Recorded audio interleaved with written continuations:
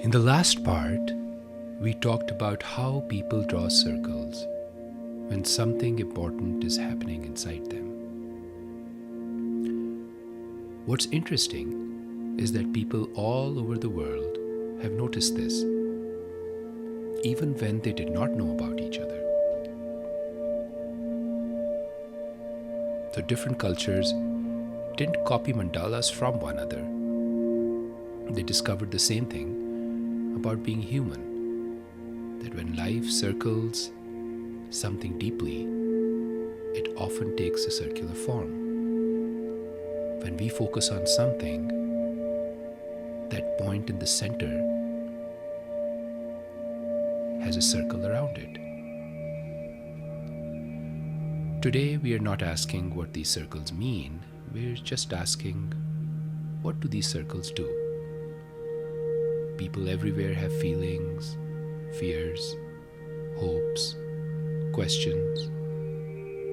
And when those feelings become big, human beings look for a way to hold them before trying to explain any of them. The circle is one of the oldest ways people have done that. For example, in Tibetan Buddhism, people make very detailed sand mandalas. They can take days or even weeks to complete, and then they're destroyed. The outer parts of these mandalas often show strong energies, challenges, or distractions. As you move inward, things become calmer and more focused. The center becomes a place of steadiness. The figures you see in these mandalas are not only decorations, they're symbolic. They represent qualities like wisdom, compassion, clarity. In this way, the mandala trains attention. After the mandala is finished, it is swept away. This teaches that beauty does not need to be owned to matter. It can come and it can go. This is like building something carefully and then practicing letting go. It helps the mind learn how to focus without needing to possess. In Islamic and Sufic art, you often don't see images of people or animals. Instead, you see repeating patterns of geometry and symmetry. The intention isn't to capture God in an image. It is to point towards unity without turning anything into an idol. You could say beauty without trapping it. When patterns repeat, there is no single place for the eye to cling to. Attention keeps moving. This helps the mind relax its need to control, to need to focus.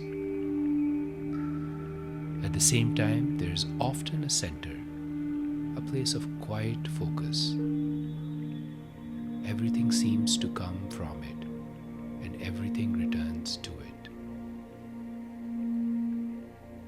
As the eye follows these patterns, it mirrors a deeper movement towards unity.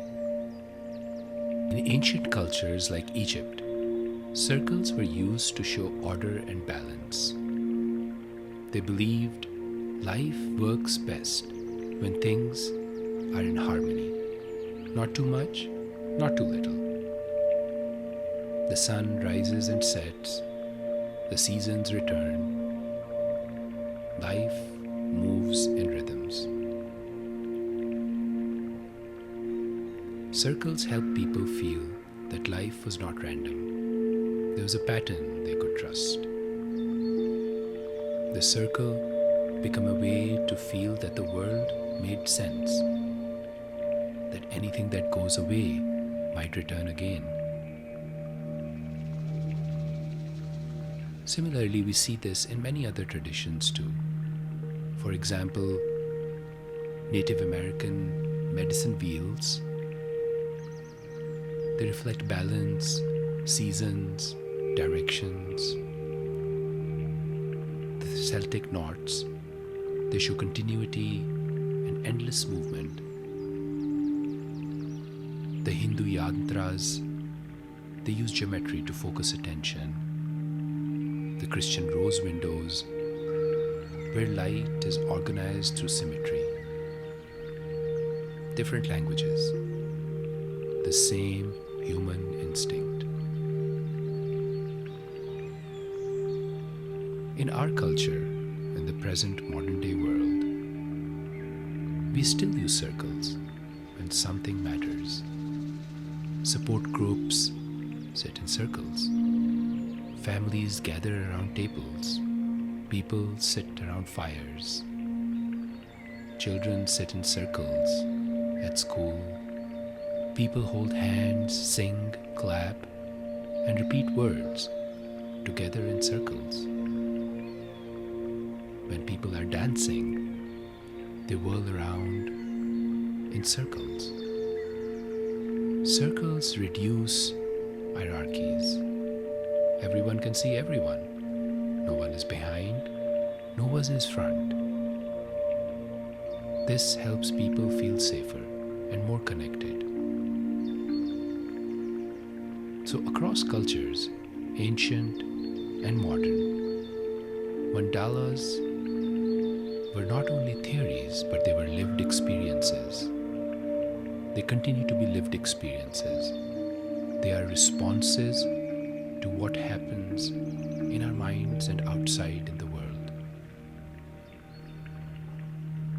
Different traditions have responded to the same gravity of meaning. In the next section, we'll talk about what happens inside the mind when mandalas appear.